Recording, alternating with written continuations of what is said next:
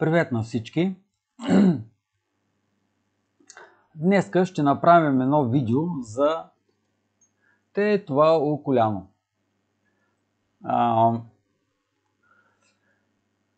Споменах в едни по-предни видеа ползата от него. По-точно само казах, че е много полезно нещо, но не съм демонстрирал до сега кога го ползвам, защо го ползвам и какво предимство дава това окуляно. Между другото, пратиха ми един колега, на който бях точил ножове, момчето от Русе, ми прати 4 ножа, по-точно един нож и 3 сгъваеми ножа още, да ги заточа, но това ще направя за тях, ще направя филмче малко по-късно, на по-късен етап, защото долу-горе една година мина, откакто съм ги точил, може и малко повече, нямам спомен. Да видим какво се е получило от това нещо, което съм точил.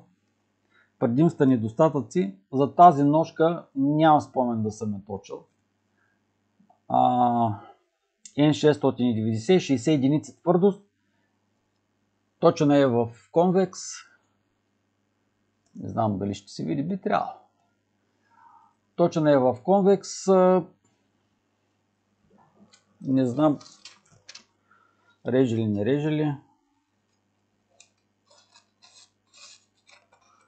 Реже, ама тя се знае как реже.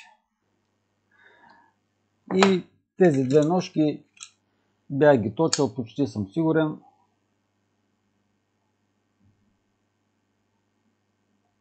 Ще ги погледнем и тях. Тази даже тук има изронено. Има изронено и затъпени. Направо къс се не реже. Но ще ги направим. Да се върнем на това окуляно.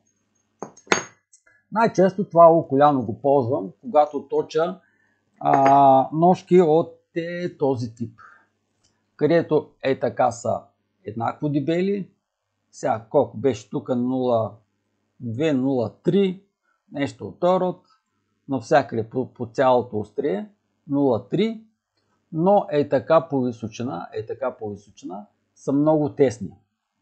И каква е идеята? Идеята е, за да получите равен хубав режещ ръб, тази линия трябва да е успоредна на тази линия, а средата на острието така трябва да е в оста на въртене. И ако се помъчим сега трябва да махна малко тия работи. Като тръгнем да точим, ще ги ползваме, но за сега не трябват. И ако примерно я захванем, както хващаме стандартно ножовете, ще ви покажа какво се получава. Трябва първо да се хване много в края, за да може да боравите с някакъв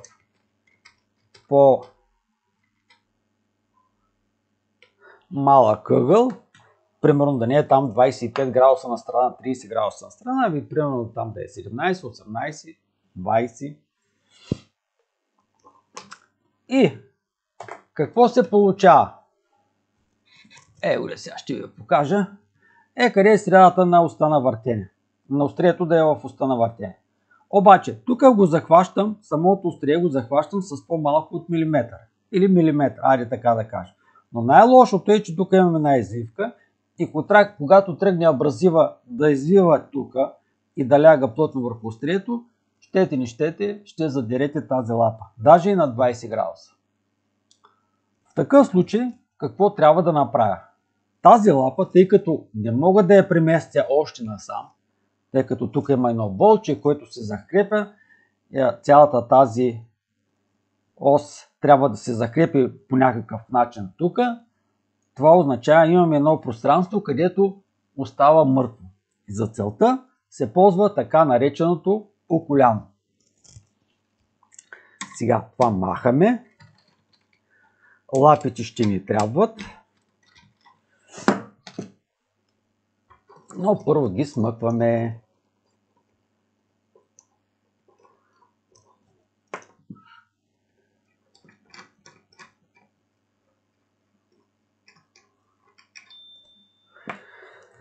И какво правим? Тези лапи ги слагаме на това околяно.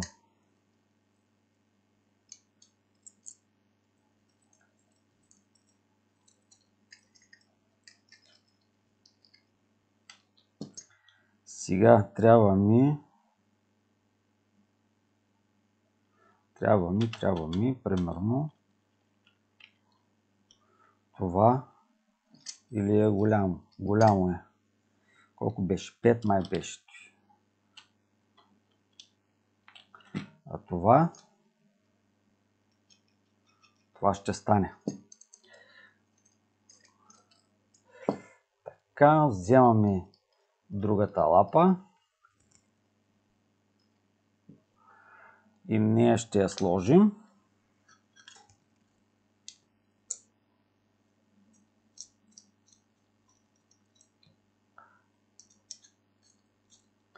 После ще стегнем цялата работа. И сега, каква ни е идеята? Идеята ни е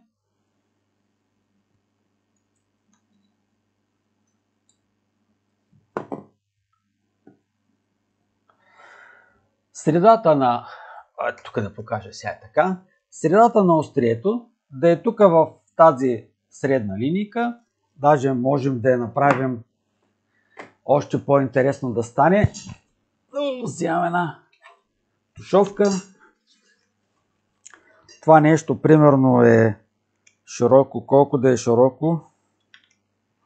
От край до край е 10 см.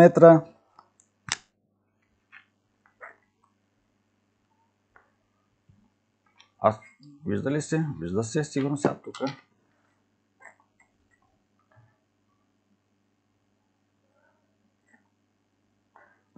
Къде е средата? Маркираме. Да знаем. И ще захванем ножа така. Едната лапа, тази примерно крайната, тук имаме една плоска част. Вижте, тук имаме една плоска част. Ще хване едната лапа тук, а другата лапа трябва да хване тук. Значи лапите няма да са симетрично от двете страни на тази линейка, а това ще бъде изтегнено малко по-нататък. И ако вземеме, вижте, и ако вземем ножката, примерно да я захванем по този начин, става точно както ние искаме. И сега другото условие е да закрепиме околяното.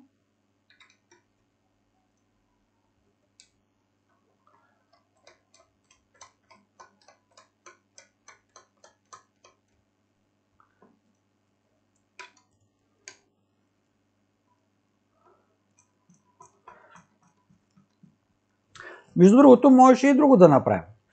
Можеше да ги сложим двете лапи долу-горе да са симетрични. Даже, аз пък не стегнах лапите. Още по-хубаво. Още по-хубаво стана. Защото не ги стегнах лапите. Сега ще ви покажа и още един вариант, както има. Който по принцип аз повече го използвам. Но един и другия, да речем, са еднакви. Къде е линейката? Сега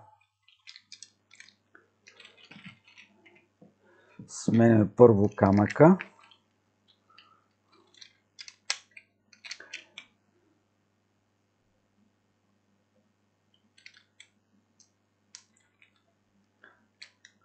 Стягаме. Къде е средата?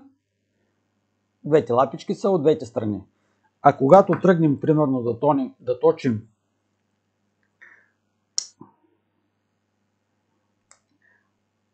само това тънко острие, ще ползваме едната лапа, като тази лапа ще застане точно тук в средата. Но идеята каква е? Казвам пък, вие вече по някаква аналогия ще решите точно какво да правите.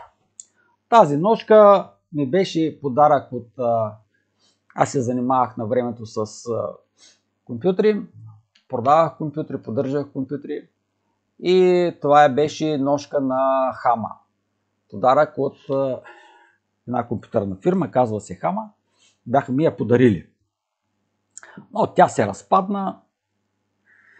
Но за демонстрацията е важна.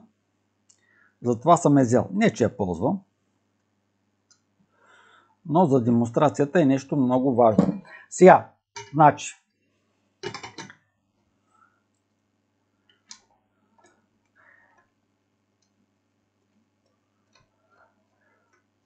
тук важното е тези две рамена, това и това рамо, тези двете рамена, това и това, да са на еднакво разстояние от оста на въртене. Първоначално говорим. Първоначално ще са на еднакво разстояние, а след това спокойно може да се мести това рамо наляво и надясно. И захващаме ножката, както говорихме до сега, съвсем лекичко в края. Пак трябва да сменим.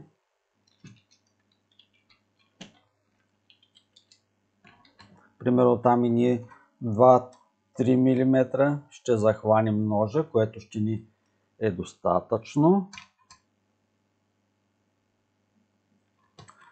Така. И какво се появява? В момента оста на въртене ни се появява някъде и тук. Имаме 2/3 насам и 1/3 насам. За целта развиваме цялото коляно и го местим насам. И сега оста на въртене се появява тук. Оста на въртене е тук, в средата на острието. Тъй, по захващането, мисля, че се разбрахме. Второ предимство на това коляно. Стандартно, ако бяхме махнали тези два пръста, ножа щяхме да го захванем някъде тук. Там, където в момента стягам. Болчета, където стягаме самото острие. Какво ни позволява това коляно допълнително? Изтегляме ножа още навънка, с което ни позволява да работиме на по-малък градус. Сега, то на прекалено малък градус няма как да се работи, защото при този начин вече играе роля височината на самата лапа. Така, сега след малко ще покажа градусите и ще покажа тези лапи имат още едно предимство, което може да го използваме и най-вероятно ще ви го демонстрирам. Не най-вероятно, ще го демонстрирам.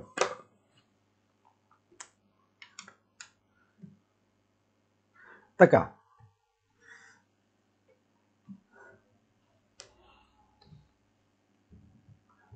Принцип точим на 20 градуса на страна.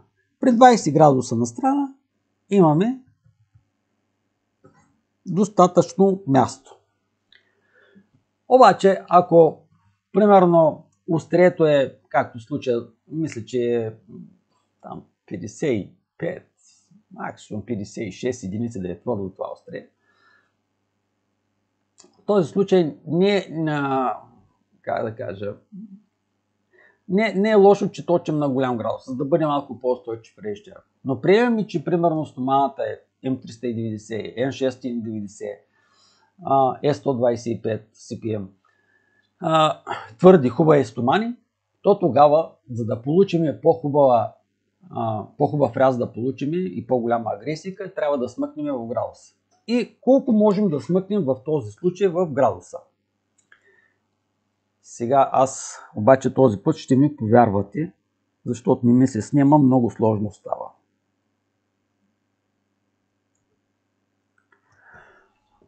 Това е максималният градус, на който мога да смъкна.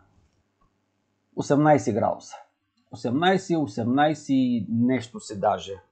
За да сме по-точни, без проблеми можем да замерим.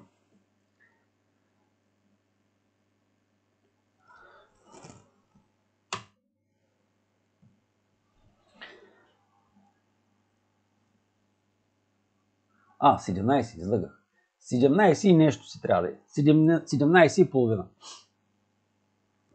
17 градуса и половина, това е минималният ъгъл, на който можем да точим в случая. Обаче, има едно нещо, което може да ви позволи да смъкнете още мъничко. И сега ще ви обясня какво е това. При казака, първо ще смъкна ножа.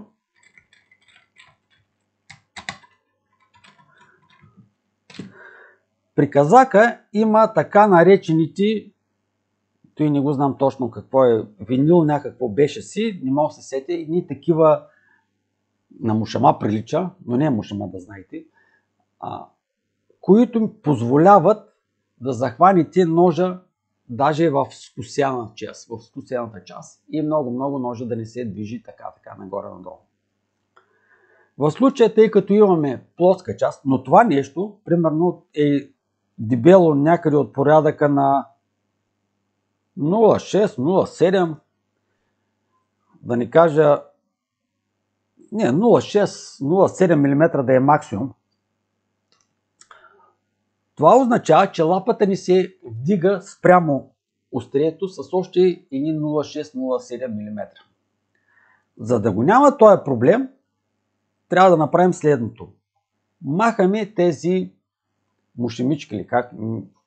Мушемички ще им кажа, но не мушемички, да знаете.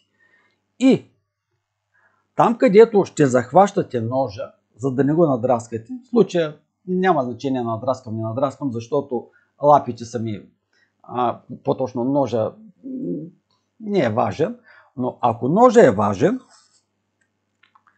вземате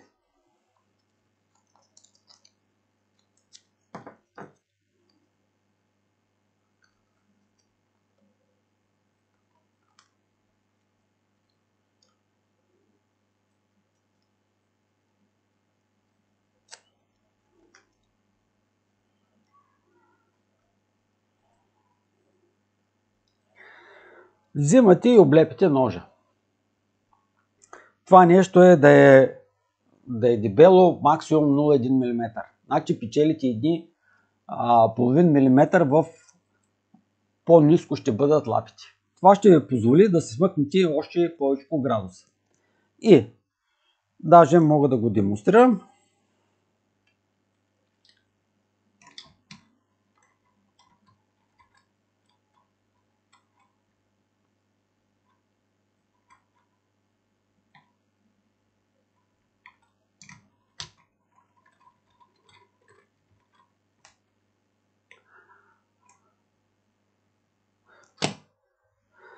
И мога да падна на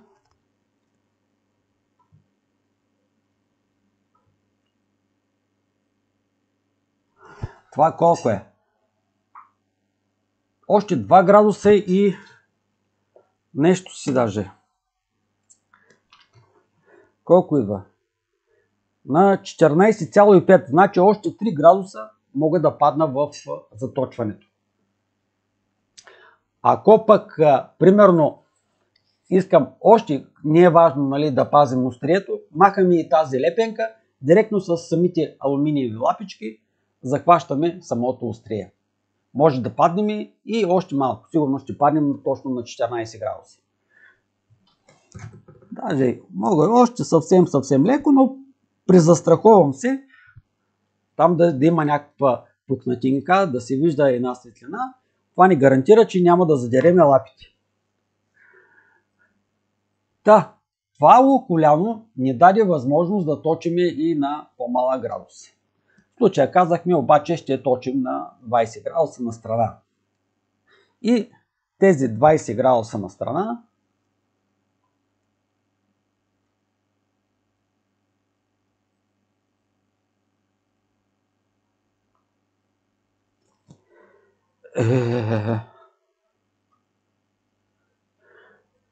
тези 20 градуса на страна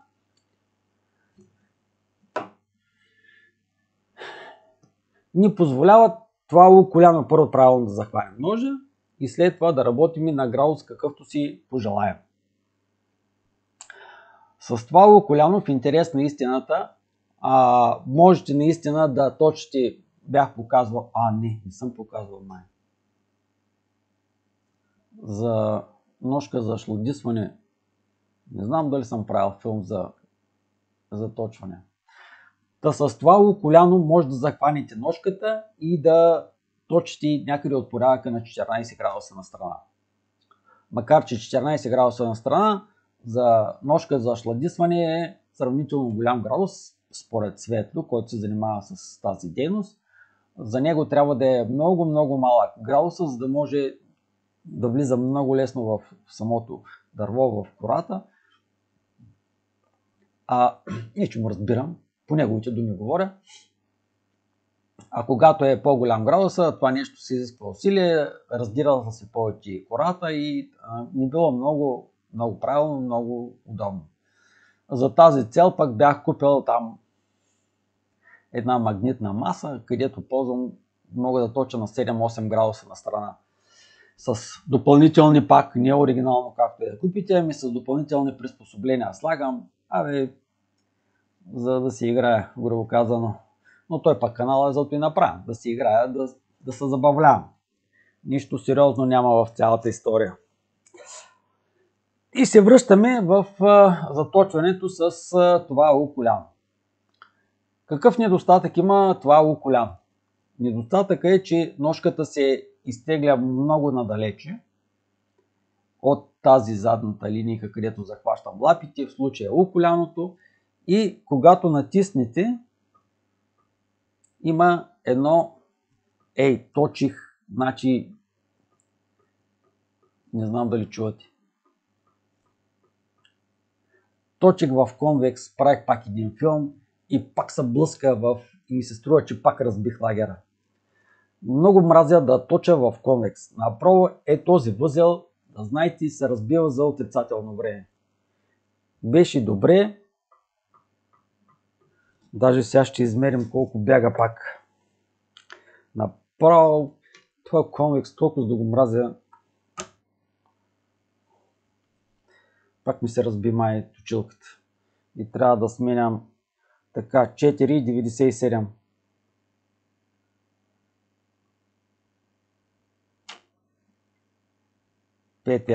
Пак 0,2 градуса се разби. 4,99.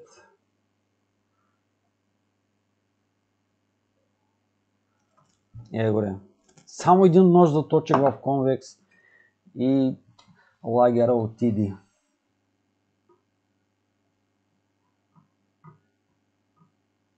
Да, то се вижда как играе.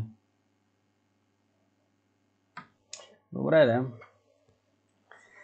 Ще скачаме с по-голям градус, ще се оправим. Добре, че съм си купил. Значи аз преди да почна да точа в конвекс, по-точно да си играя, да видя там предимства недостатъци точенето в конвекс, тогава бях си купил резервно цял такъв резервен възел. Значи това бакелитовото с това отдолу едно луколяно и лагери нямаше обаче. Тогава, когато го купувах, само това нещо бях си купил. Даже, само че не го знам сега къде.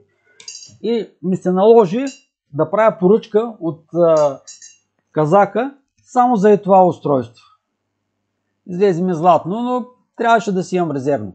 И викаме, те ще го взема това устройство. Взех допълнително, аз имах 4 лапи, взех още една лапа, 5 лапи, защото ми се искаше, когато точа и ни филини ножови, много тънички, да имам на много често, като го фаниш то с тънкия нож, защото той се гъни много така се гъни, колкото повече лапи го фаниш, толкова по-хубаво. Взех и още една допълнителна лапа. После си викам, що не взех 2 лапи, тъй че за устройството, където точа ножици, да останат 2 лапи в това устройство, да не ги смъквам и да не ги слагам.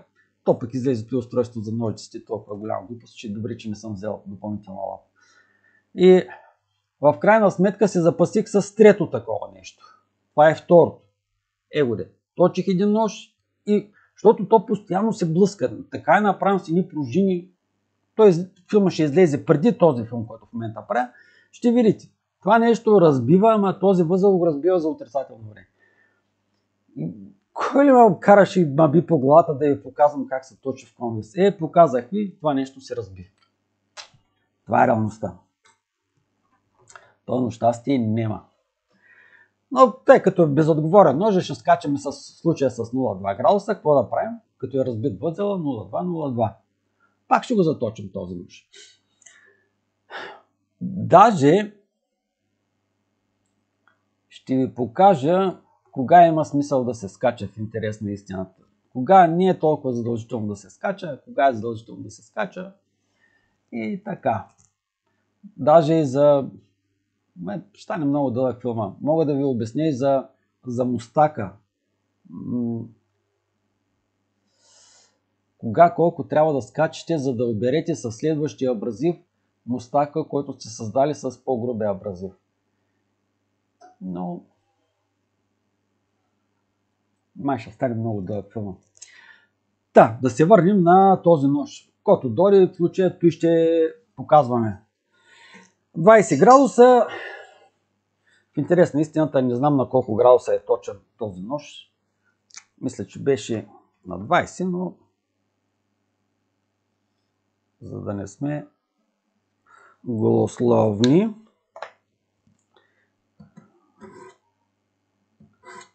Аха, 20 има дръжки. Само да смина очилата. Точен е на много по-малък градус. Точен е на...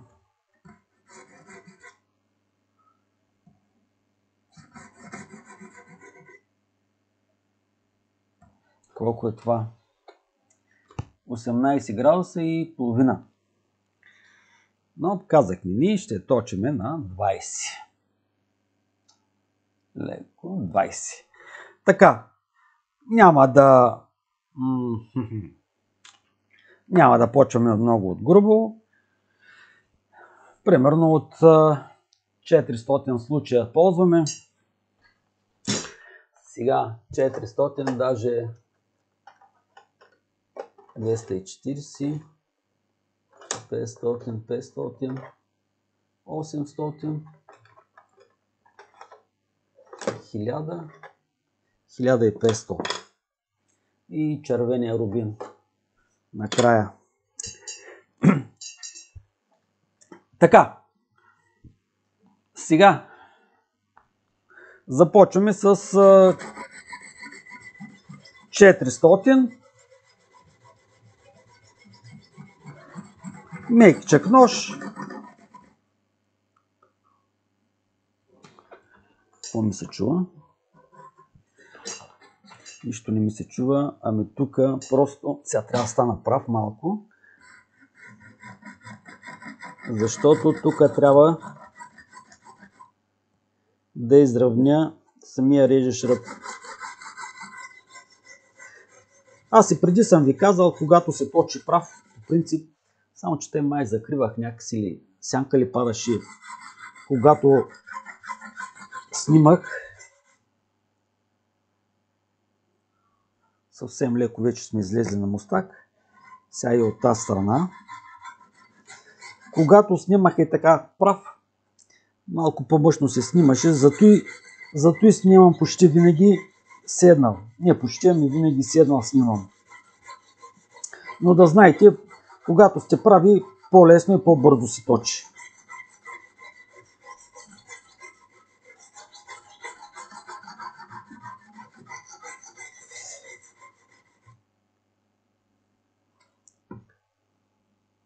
Да, его ли за отрицателно време сме на мустак. Смятайте колко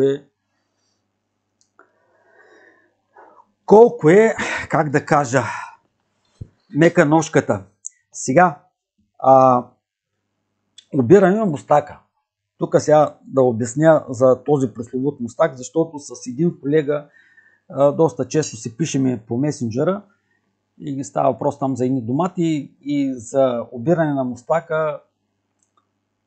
Обрал ли го, не го ли обрал, малко мъжно се човека ориентира. Сега да обясня.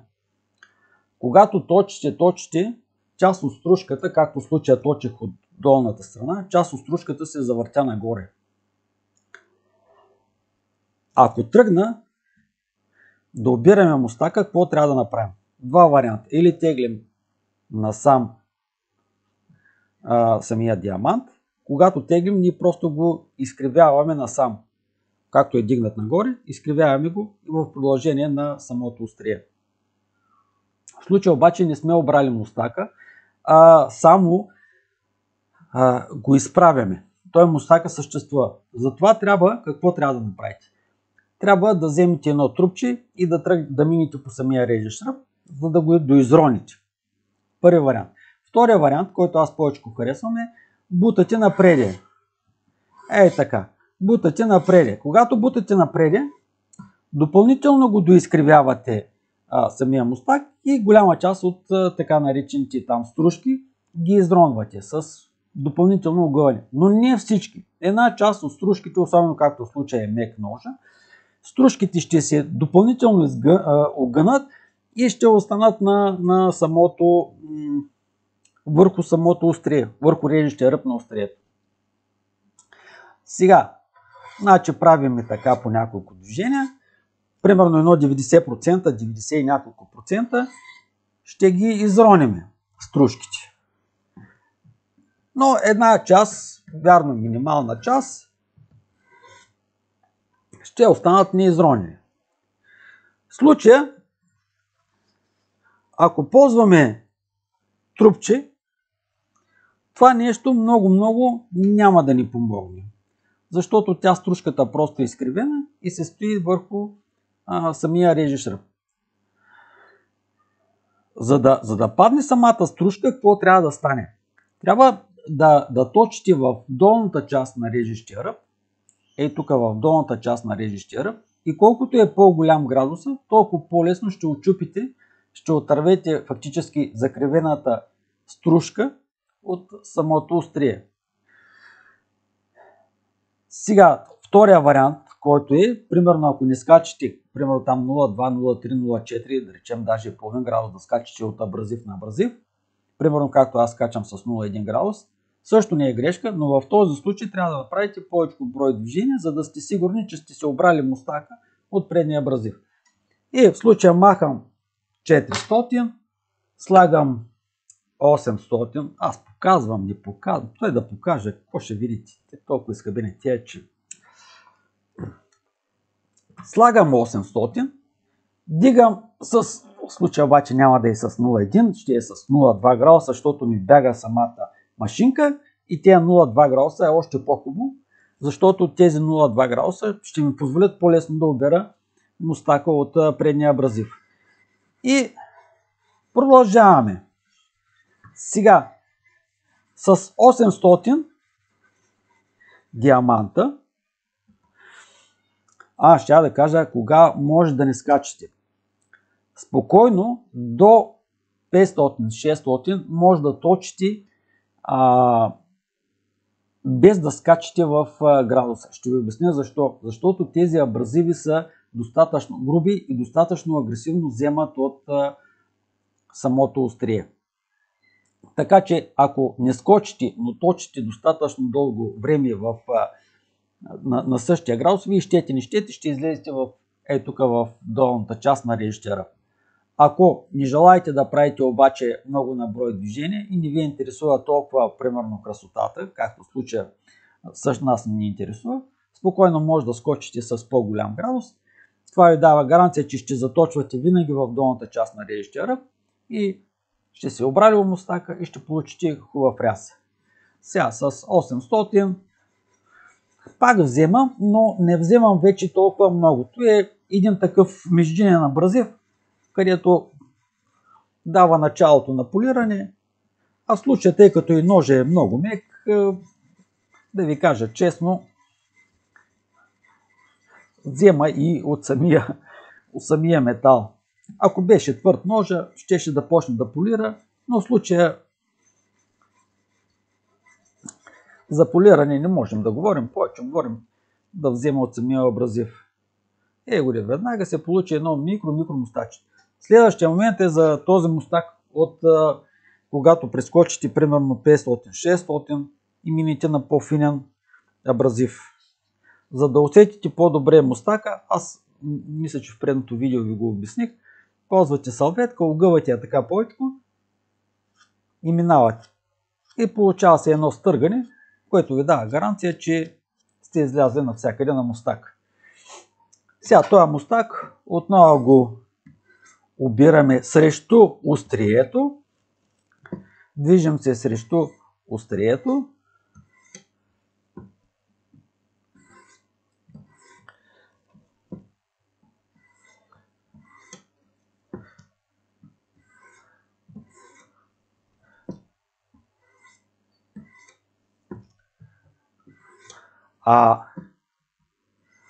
От 800 и нагоре, хубаво е да почнете да ползвате и хартийка. Хартийката е много добър показател за наличие на мустак, за липса на мустак, за липса на ями или съответно за наличие на ямички, на изронване долу и така.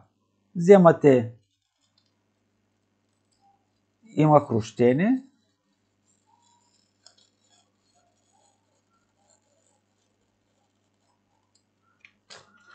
Хрущението е лекичко обаче, но лекичко не лекичко не сме дообрали като хората мустака. И за да го дообереме, какво правиме? Продължаваме ей така с единични движения срещу самия режещ ръб.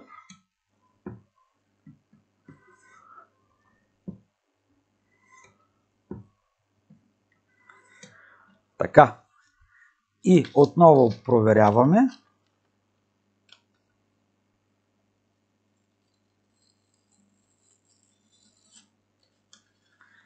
Вече е по-добре. Така. В случая няма да ползваме микроскоп. Няма да ползваме допълнителни, макар че примерно е хубаво да имате една лупичка. Ей такава. Която да ви в случая, сега не знам дали ще се види. Какво ще се види? Най-вероятно нищо няма да се види. Но примерно там може да се оголемите в, мисля, че тази беше 6 или 7 кратна. Ей тук да речем сега в момента на бързичко виждам два недообрани мустака. Тук и тук. Не. Това е от хартийката останало. Излъгах. Прилича обаче като на необран мустак. Прекрасно. До тук всичко върви идеално. Махаме 800. Значи 400 минахме, махаме 800. 1500. 1500. Отново ще скочим с 0,2 градуса, тъй като машинката вече ни е поразбита.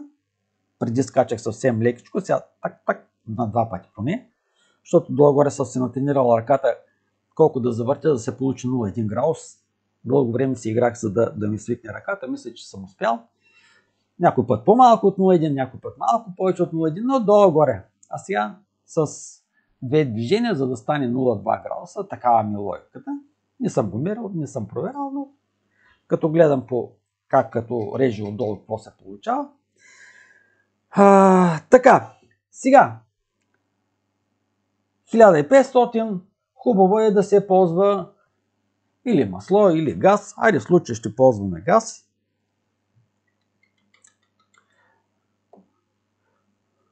Вижте, от предния път съм забравял да си изчистя абразива.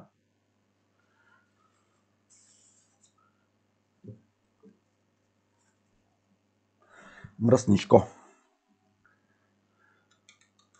А когато е засолена абразива, той не взема, при него се получава едно лъзгане и той на практика не работи. Но в случая обрахме, обираме острието, за да я махнем, ако има някаква стружка останала, която се отронила, и ние да изчистим и продължаваме. Сега, тъй като казахме, тук няма значение огледалото, може да продължите с така наречените кръстосани движения, наляво, надясно. Тук в интерес на истината не натискам, така че тези 0,2 градуса реално няма да са 0, защото в момента само поставям евровище, за да се получи тя 0,2 градуса, трябва да натисна. Когато съм с грубите абразиви, се получава 0,2 градуса. Но примерно, когато съм с фините абразиви, аз не натискам. Аз само бутам напред-назад. А самата тръбичка, рейка, с абразива, с поставката за агломера, с тези двата държача, с тази ръкохватка отзади, натежението, което правят, ми е предостатъчно да ми заглажда и да ми се получи някакъв, примерно, някакво огледало. Сега, кръстосани, не кръстосани, гледам, значи, почти всички майстори, които точат, големи майстори говоря, като Сергей Жиров, примерно един, Евгений Лукяненка също е от Украина момчето, много добре точи, много. Те не се церемонят за това огледало. Аз по някаква причина обаче харесвам да е много лъскавичко. То пак се получава лъсково, но да няма риски, да няма такова. Прекалено се превземам, както казва един мой приятел. Хората им е важно да е остро, не е толкова важно да е красиво. Но пък аз му викам, има различни хора. За всеки влак си има пътник. И в случая обаче, примерно като хората ще, защото когато точите след извивката, гледайте да сте срещу острието. Така вероятността да, когато точите да изкривите по някакъв начин острието е много малка. А когато точите в тая посока, самия камък почва да се завива и така и самото острие по някой път би аз уж на тренирана ръка, не знам си какво, някой път и аз се изтървам. Затова, когато ще точите за острота, гледайте да е винаги срещу ръба, тогава камъка ляга успоредно на самото острие и нямате шанс да изкривите носа. Някакъв такъв лек кос ви давам. Примерно точите тук така, точите и като дойде вече тук, където е извивката към носа или към върха на острието, както и по-правилно, тръгвате вече в обратната посока срещу него. Това ще ви позволи фактически да не изкривите носа, когато го точите и да не го развалите. Примерно така и към носа вече преминавате насам. И както си говорим, с едно-две движения, примерно това нещо тук ви позволява да сте сигурни, че сте заточили ножа. Тъй като пак казвам, ножа е прекалено мекичък. И отново обираме мустака срещу режещия ръб. Това ни позволява по-добре да изроним мустака, отколкото да го дърпаме, примерно е така, да вземем да се мъчим да роним мустака. Мустака се рони винаги е така насреща. По-добрият вариант.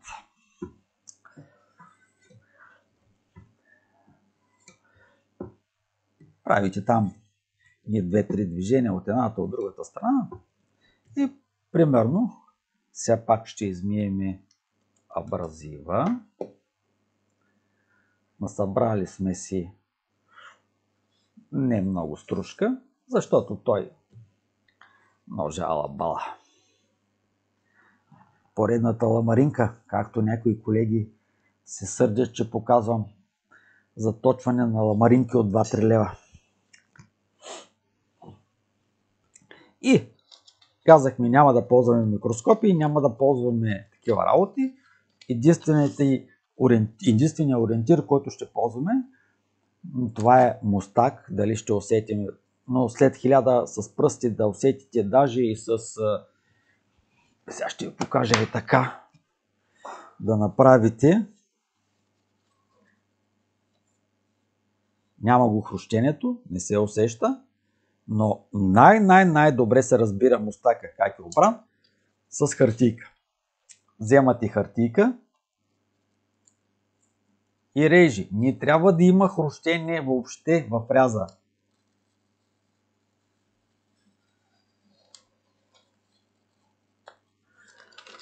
Даже би трябвало и ударният тест да мине. Защото сме си обрали мустака, разбира се.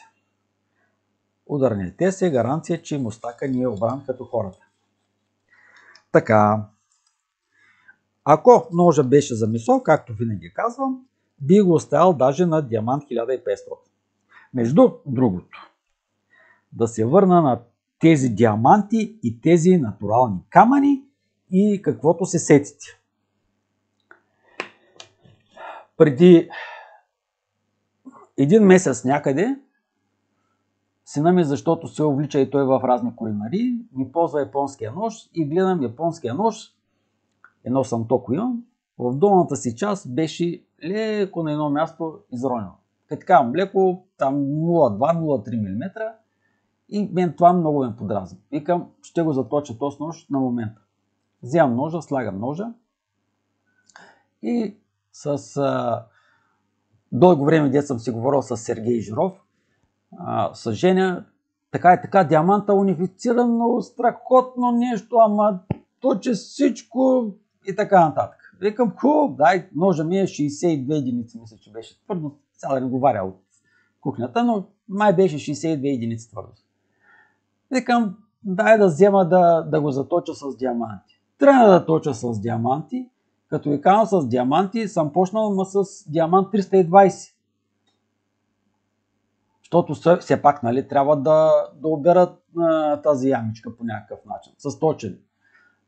320, да, обаче допълнително доизроних ножа.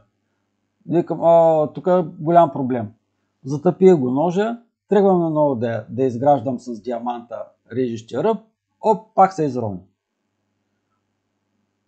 И щанища, махнах диамантите, върнах се на елборите и го заточих като хората.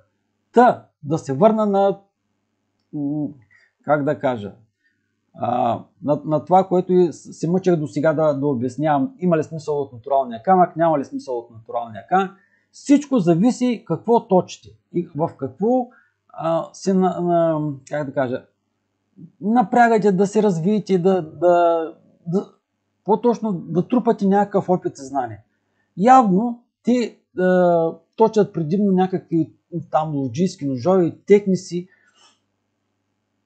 а той, което аз ползвам, той, което, нали, особено тези кухненски ножове, където най-вече точа, не е точно тъй като лоджийския нож, който е широк, който е дебел, който позволява, примерно,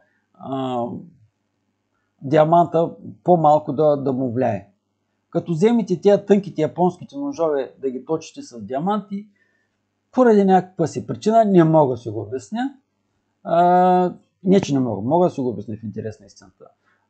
Получава цел долу изронване на режещия ръб. Не е това, което искам да получа. И в крайна сметка, викам си на къла, толкова години вече точа, толкова години съм експериментирал. Защо продължавам да се влияя в чуждото мнение? Обаче да знаете, и при вас ще се случи. Ще имате страшно много опит, ще натрупате в интерес на истината. Точно ще натрупате опит. Различни видове стомани ще са ви минали през ръцете, различни видове ножове, различни по дебелини, по твърдост, по презакаленост, там, термични обработки разни. Защото тя има и все пак някаква термична обработка тази стомана. И ще имате опит. И пак ще се влияете от чуждото мнение. И пак ще експериментирате, и пак ще се върнете на вашето все, което знаете.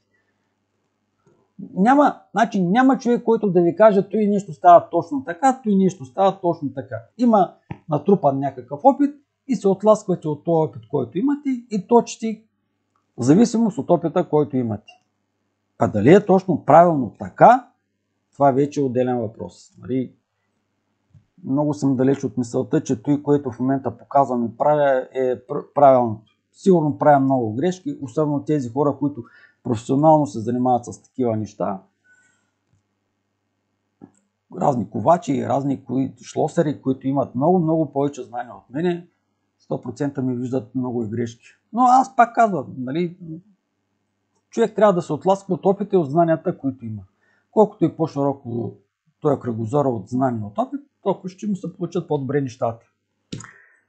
Тъй, и пак избягах от темата. Сега, режем правилно, нямаме хрущение, нямаме нищо, имаме обран мустак и казахме, ако ще е за месо, оставяме нещата така. Макар че аз вече съм пак за себе си съм убеден, когато се завърши с натурален камък, е по-добре. Затова едно си баба знае, той си баба бае, съответно ще завършим с натурален камък. И за да стане по-интересно, бях показал в предния филм, ще ползваме наново тази прословута, но по принцип да знаете по-лесно е това нещо мерите относителен градус с агломера, по-бързо става. Но в случая пак продължаваме да си играем. Нали, забавляваме се. И ще мериме текущия градус, на който сме завършили, с това пръстенче. Вземаме това, то даже не може да влезе, вдигаме, смъкваме. Това е точно на градуса, с който сме завършили с 1500. И за да сме сигурни, че ще се движим в долната част на режещия ръб, трябва да скочим с един път и още един път, с 0,2 градуса. Скачаме с 0,2 градуса. Слагаме газ. В случая ползваме газ. Но може и масло. И пак. Напред, като стигнем до носа, до върхът на острието, докато се промени сяето и тръгвате срещу режещия ръб. В долната част, тъй като скока вече е доста по-голям, се получава една тъмна линийка, но в долната част, между другото, мислех да не показвам нищо с микроскопа, но най-вероятно ще покажа да видите как сме скачали с 0,2 градуса и когато скачате с 0,2 градуса, какво се вижда. Така, сега обръщаме от тая страна. Тук със сигурност виждам как примерно две трети вземам от режещия ръб с този абразив, обаче една трета в горната част остава, която не мога да я достигна. Но пък примерно мога да ви кажа как можете да оберете и с една трета. Така, обръщаме от тази страна. Имаме едно, когато се движа, когато има една стружка или в режещия ръб, или по абразива, има едно скърцане такова, което ви кара да си изчистите първо абразива, след това да изчистите режещия ръб. Това означава, че не всичко сте доизронили, не сте доизчистили мустака. Вече това ромоление го няма.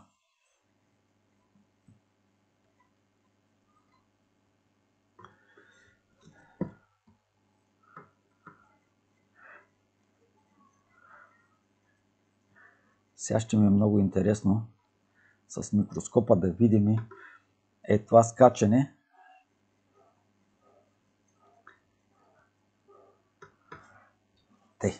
И сега обираме мустака.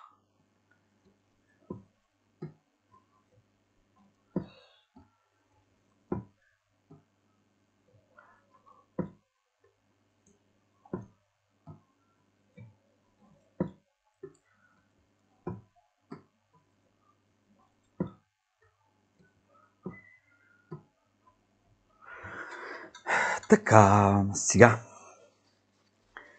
първо да изчистим, след това да пробваме за агресийка. Добре. Агресийка имаме.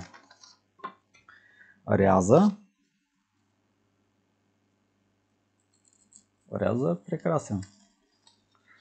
При толкова тънко сведен нож няма как да няма ряз. Ударният тест и ударният тест минава.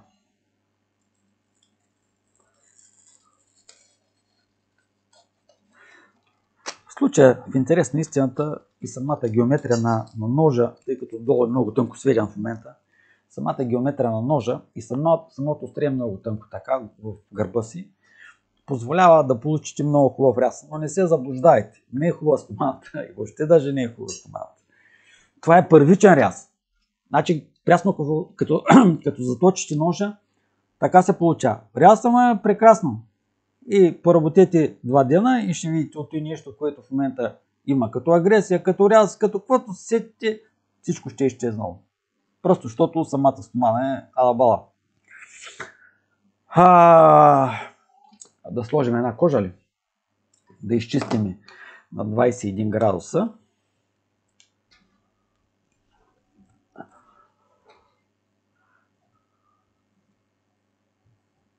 Щях да показвам с микроскопа, да не забравя. Че ми и на мен е интересно, като скачаме те с 0,2 градуса. Сега да пусна първо микроскопа. Така. След това слагаме ръката и така отпреде, за да скриеме светлинката, за да се получи хубав образ. Чакай някъде, дето по-лесно ще влезе самия микроскоп, че тук лапите пречат. Сега няма да се движи из целия ръб, само ви показвам. Вижте как е точно на няколко градуса, виждате ли? Аз сме ползвали реално само 3 абразива. 3 пъти сме скачали.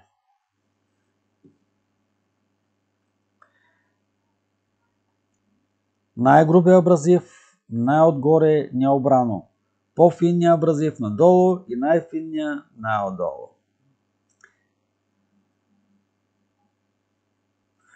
Все пак да се разходим из целия режеш ръб. Така за някакво вътрешно успокоение.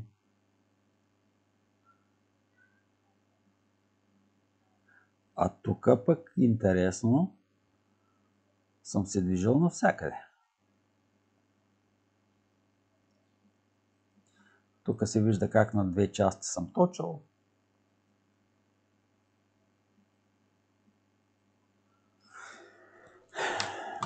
Така.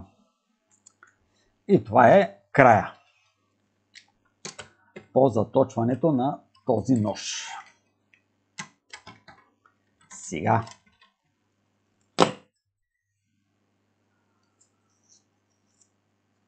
махам тази лепенка. Антивируса отново се обновява. Искам сега да изчистя лепенката с гъста.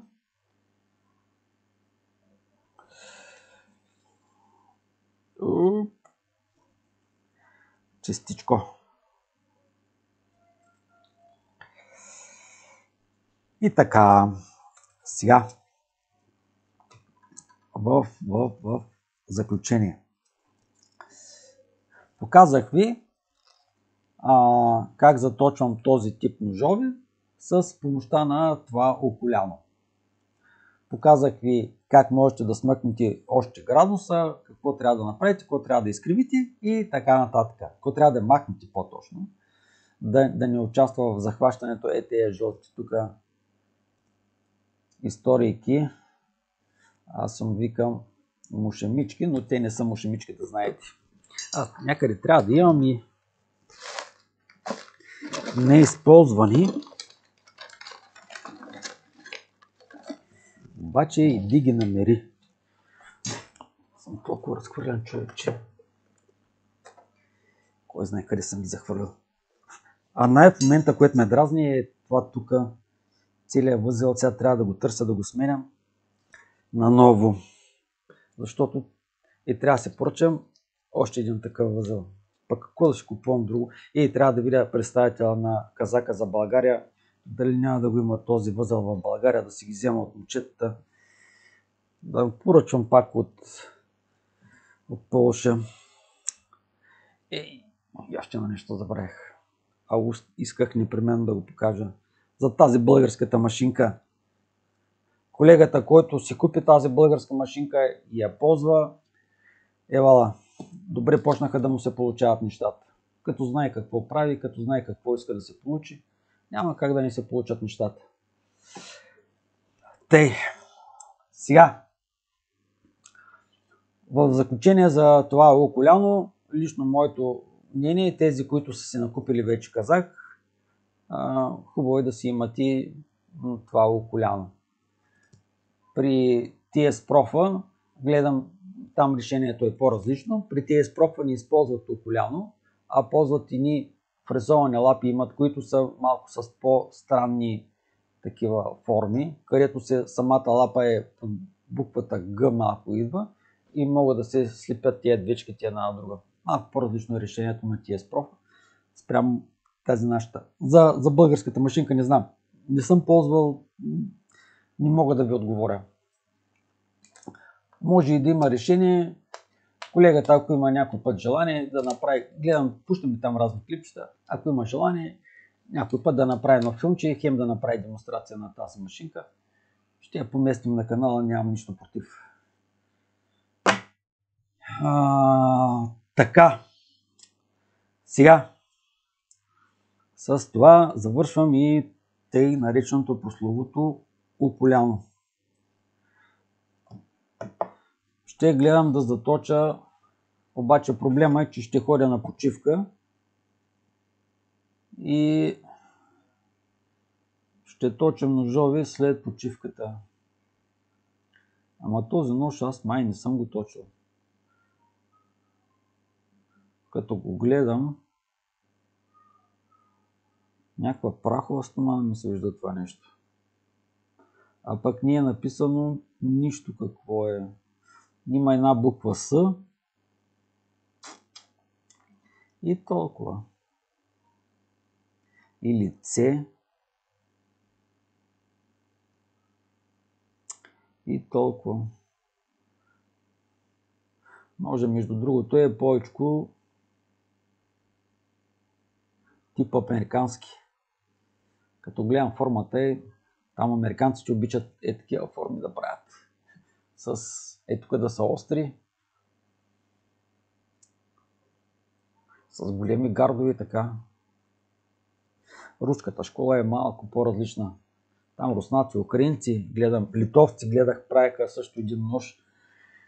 Ама те са повлияни от руската школа, най-вероятно всичките по един и същи начин ги правят по-различен начин. Сега, ножката нито съм я облепял, нито съм си играл по някакъв начин да я защитавам. Просто беше повече идеята, че тя с ножка не се ползва. Следващия филм най-вероятно ще бъде обаче за тази сгъваема ножка М390. Моята любима стомана. Но много изронено ми се вижда тук. Тук имам изронено. Тук имам изронено. Тук имам леко изронено. Май ще трябва да го затъпяваме този нож. Титаниева дръжка. Хубав нож. Орсо. Вайпър. Какво пише тук? Ръчно направен в Италия.